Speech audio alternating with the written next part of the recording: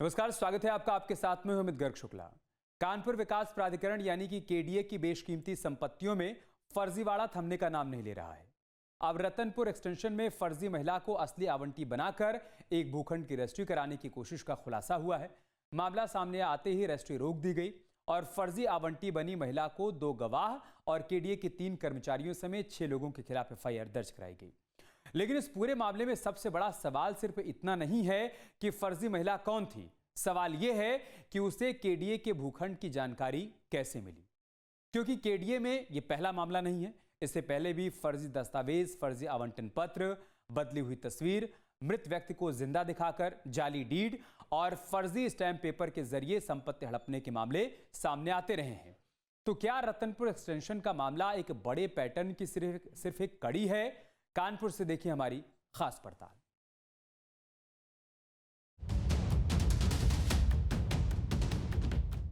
आमतौर पर किसी भी विकास प्राधिकरण के अंतर्गत आने वाले भूखंड कानूनी रूप से सुरक्षित, पूरी तरह नियोजित और बेहतर बुनियादी सुविधाओं के कारण अच्छे माने जाते हैं।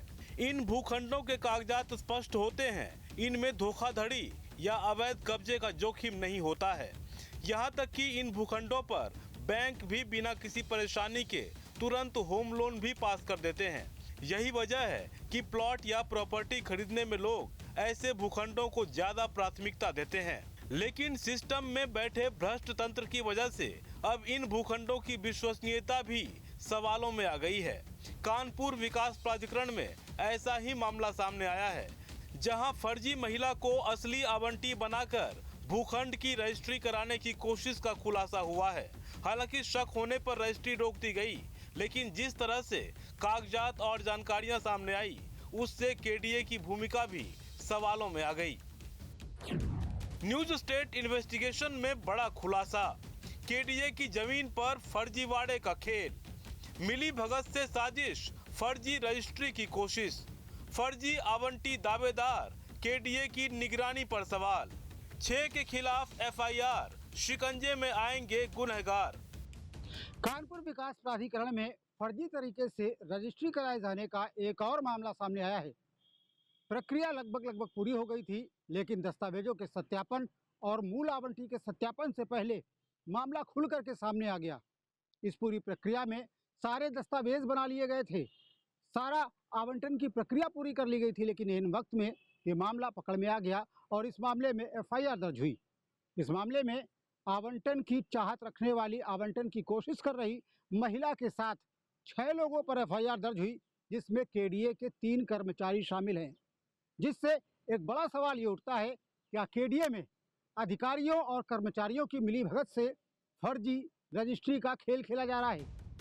कानपुर के रतनपुर एक्सटेंशन की योजना भूखंड संख्या A03 रिकॉर्ड में इस भूखंड की आवंटी रमणी थी। भूखंड की सभी देनदारियां पूरी हो चुकी थी, लिहाजा रजिस्ट्री की प्रक्रिया आगे बढ़ रही थी। लेकिन तभी रजिस्ट्री के अंतिम चरण में कुछ ऐसा हुआ जिससे पूरा सिस्टम सवालों में आ गया। रजिस्ट्री कराने पहुंची महिला ने खुद को रमणी बताया, लेकिन दस्तावेज और पहचान के सत्यापन में कुछ शक हुआ। महिला की पहचान पर सवाल खड़े हुए और केडीए ने रजिस्ट्री तत्काल रोक दी।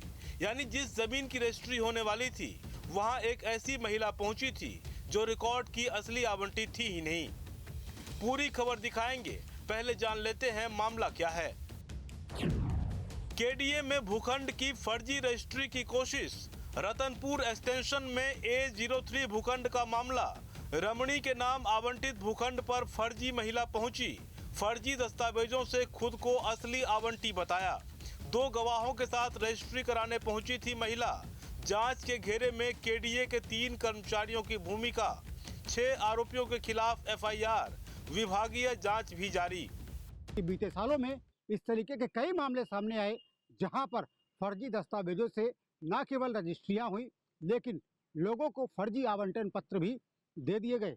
ऐसे मामले सामने आने के बाद जांच हुई, कर्मचारियों पर गाज भी गिरी। लेकिन जिस तरीके से रतनपुर एक्सटेंशन का ये मामला सामने आया है, जहां पर फर्जी आवंटी खड़ी करके रजिस्ट्री कराने की कोशिश की, उसने एक बार फिर केडीए की व्यवस्थाओं पर सवाल खड़े कर दिए हैं। सबसे बड़ा सवाल ये है कि खाली पड़े प्लाटों की जानकारी क्या विभाग से संगठित गिरोह के लोगों को उपलब्ध कराई जाती है, क्योंकि लगातार इस तरीके के मामलों का सामने आना संदेह पैदा करता है कि विभागीय साठ काट के बिना इस तरीके की कार्रवाइयां नहीं हो सकती। शुरुआती जांच में ही गड़बड़ी की पुष्टि होने के बाद मामले में जोन 2 के अनुसचिव बलराम की तहरीर पर स्वरूप नगर थाने में 6 आरोपियों के खिलाफ मुकदमा दर्ज कराया गया, जिनमें फर्जी आवंटी बनी महिला के साथ 2 गवाह और 3 केडीए कर्मचारियों के नाम शामिल हैं। इनमें फर्जी आवंटी बनी महिला गवाह अभिषेक सचान, गवाह आनंद कुमार श्रीवास्तव, केडीए कर्मचारी जितेंद्र कुमार, केडीए कर्मचारी अरविंद गुप्ता और केडीए कर्मचारी केशव प्रसाद मिश्रा के नाम शामिल हैं। पुलिस मामले की जांच में जुटी है, कड़ियां जोड़ी जा रही हैं। अब जांच का सबसे अहम हिस्सा यही है कि फर्जी दस्तावेज तैयार किसने किए, दस्तावेज केडीए के रिकॉर्ड से कैसे जुड़े और रजिस्ट्री की प्रक्रिया में शामिल कर्मचारियों की क्या भूमिका थी। रतनपुर एक्सटेंशन के इस मामले में फर्जी तरीके से रजिस्ट्री कराने की कोशिश की गई। यह मामला सामने आने के बाद मामले में एफआईआर दर्ज हुई, लेकिन मामला सिर्फ एक भूखंड तक सीमित नहीं है। इसके पहले भी इस तरीके के कई मामले सामने आए, जहां पर फर्जी कागजों के जरिए आवंटन की कोशिश की गई, फर्जी आवंटन पत्र के जरिए प्लॉटों को बेचने की कोशिश की गई। इतना ही नहीं, फर्जी केडीए की डीड दिखा करके प्लॉट और मकान को बेचा गया। ऐसे में ज़रूरत इस बात की है कि इस पूरे नेटवर्क की पड़ताल की जाए, जिससे पता चल सके कि केडीए के वे कौन लोग हैं जिनकी मिलीभगत से इस तरीके के मकान और प्लॉट बेचे जा रहे हैं, उनके फर्जी आवंटन पत्र तैयार किए जा रहे हैं जो लंबे समय से खाली रहते हैं। रतनपुर एक्सटेंशन के इस मामले में सबसे अहम बात यह है कि फर्जीवाड़े की कोशिश रजिस्ट्री होने के बाद नहीं, बल्कि रजिस्ट्री के अंतिम चरण में पकड़ी गई। यानी पहचान और दस्तावेजों के सत्यापन की प्रक्रिया ने फर्जीवाड़े को रोक दिया। लेकिन सवाल है कि अगर सत्यापन के दौरान फर्जी महिला पकड़ी गई, तो उससे पहले केडीए के रिकॉर्ड में ये फर्जीवाड़ा कितने स्तर तक आगे बढ़ चुका था और क्या किसी अंदरूनी जानकारी के बिना इस तरह की कोशिश संभव थी। फर्जीवाड़े में सबसे महत्वपूर्ण चीज होती है जानकारी।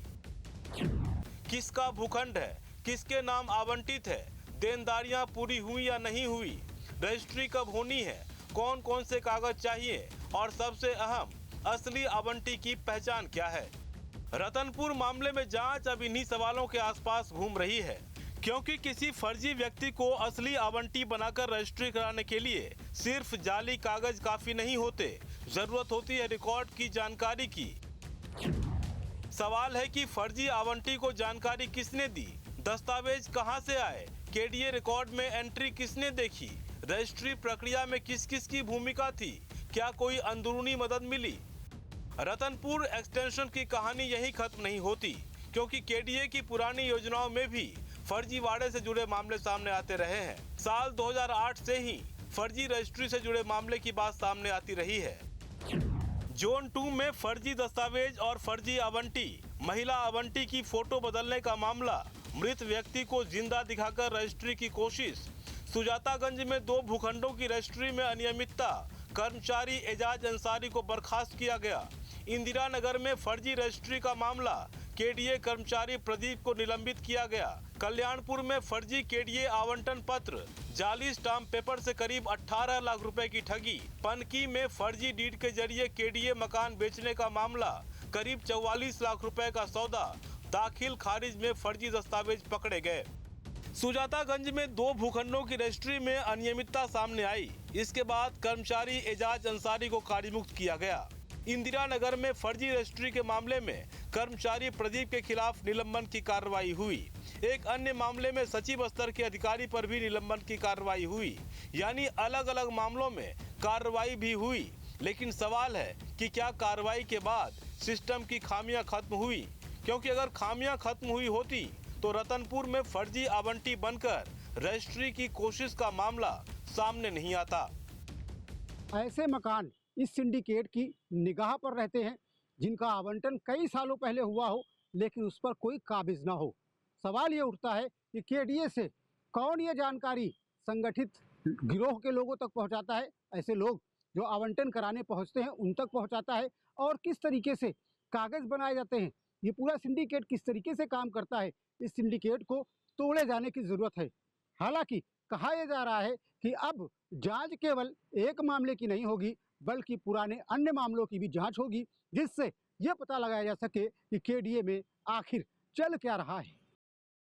सवाल यह है कि फर्जीवाड़े का पैटर्न क्या कहता है। अब इन सभी मामलों को एक साथ रखिए, अलग अलग इलाके, अलग अलग मामले, अलग अलग तरीके, लेकिन एक चीज कॉमन, केडीए की संपत्ति, और दूसरी कॉमन चीज दस्तावेज या पहचान में फर्जीवाड़े की कोशिश।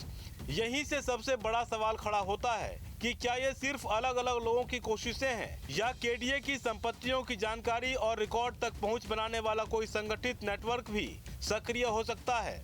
फिलहाल ये जांच का विषय है, लेकिन मामलों का पैटर्न इस सवाल को जरूर मजबूती देता है कि एक जैसे टारगेट, केडीए की संपत्तियां, एक जैसी रणनीति, फर्जी दस्तावेज, एक जैसा मकसद, संपत्ति पर कब्जा या बिक्री। अब सबसे बड़ा सवाल है कि रतनपुर मामले में चूक कहां हुई।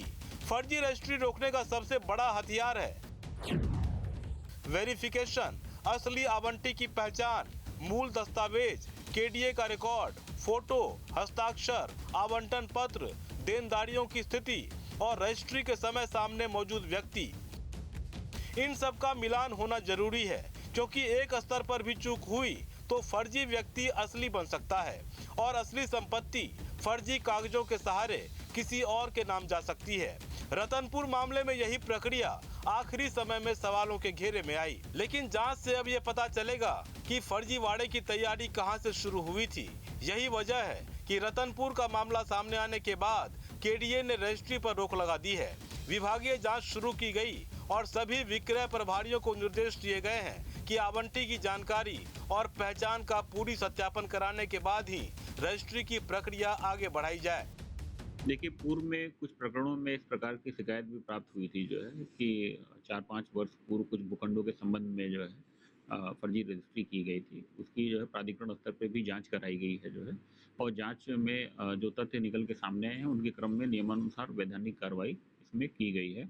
इसके अतिरिक्त सभी विक्रय जो प्रभारी हैं, जो जोनल ओएसडी हैं सेल्स के, उनको भी निर्देश निर्गत किए गए हैं कि वो इसमें जो है पूर्णतः जो भी आवंटी हैं उनके बारे में पूर्णतः उनके अभिलेखों का सत्यापन कर लें, और सत्यापन करने के बाद ही जो है उसको किसी प्रकार की रजिस्ट्री संपादित करें।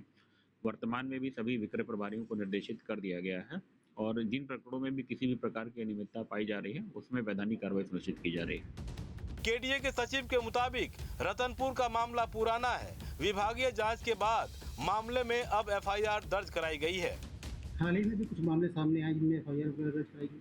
जी, ये पूर्व का प्रकरण था एक, जैसे बताया गया, उस प्रकरण में भी जो है अनियमितता की पुष्टि होने पर उसमें एफआईआर भी दर्ज कराई गई है और अन्य कार्रवाई भी की जा रही है। रतनपुर मामले में 6 लोगों पर एफआईआर हो चुकी है, लेकिन एफआईआर जांच का अंत नहीं बल्कि शुरुआत है। अब पुलिस और विभागीय जांच टीम के सामने कई सवाल हैं।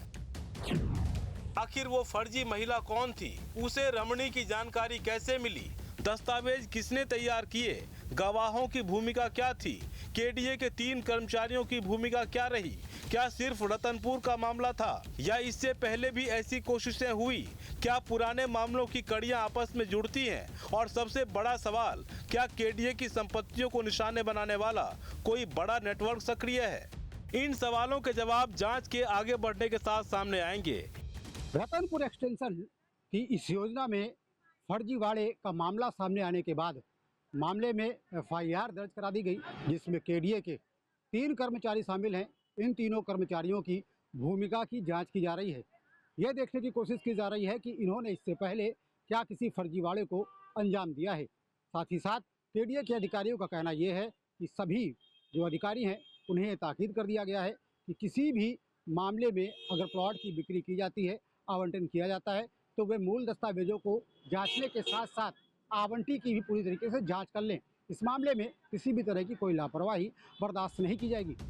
इस बीच एक भूखंड ने कई सवाल खड़े कर दिए हैं, क्योंकि केडीए की पुरानी योजनाओं में फर्जी दस्तावेज और फर्जी रजिस्ट्री के मामले की लंबी फेहरिस्त है। कहीं फोटो बदली, कहीं फर्जी आवंटन पत्र बना, कहीं जाली स्टाम्प पेपर का इस्तेमाल हुआ, तो कहीं फर्जी डीड के जरिए संपत्ति बेचने की कोशिश हुई।